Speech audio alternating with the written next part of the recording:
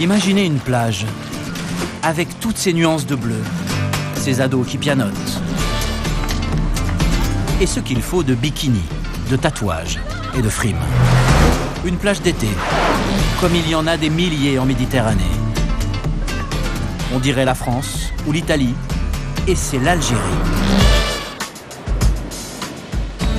L'Algérie, géant africain et géant maritime, le plus grand littoral du Maghreb. 1600 km de côte entre Maroc et Tunisie. Vu du ciel, c'est un paradis sur terre. Avec des forêts vierges, un relief affolant et des dunes à perte de vue.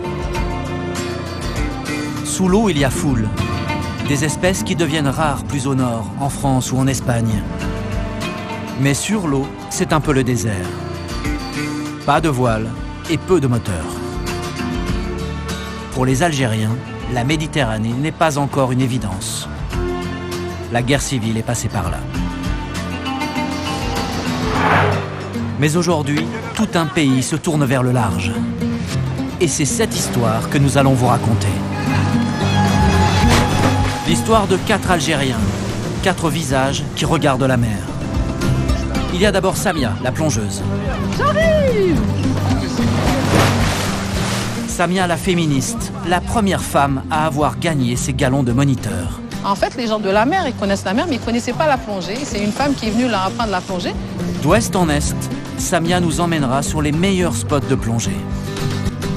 Nous suivrons aussi Karim, l'écolo, dans ses balades à couper le souffle. On se bat pour donner aux générations futures ce genre d'endroit qui est vraiment magnifique. Sans nature, pas de futur. Sans nature, pas de futur. Sans nature, enthousiasme. Bravo les filles, bravo. L'Algérie est un pays jeune. C'est une force si chacun trouve sa place. Mohamed, la nouvelle star du rail, veut faire bouger les choses avec ses chansons. Avec ma musique, je fais passer des messages. Par exemple, je m'en fiche de savoir si une fille a eu des histoires avant. Tout ça, ça peut faire bouger les esprits.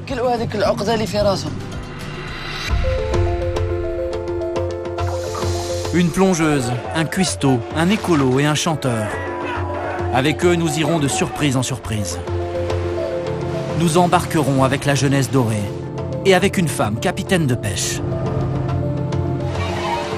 Nous irons à la plage avec les vacanciers et les policiers. Nous verrons les coulisses d'une incroyable criée silencieuse. Nous grimperons dans la Casbah d'Alger et nous plongerons dans des grottes inexplorées. Et puis il y aura des paysages et encore des paysages. D'ouest en est, c'est parti pour un voyage de 1600 km. Une traversée de l'Algérie, ce pays qui avait tourné le dos à la mer et qui aujourd'hui la retrouve.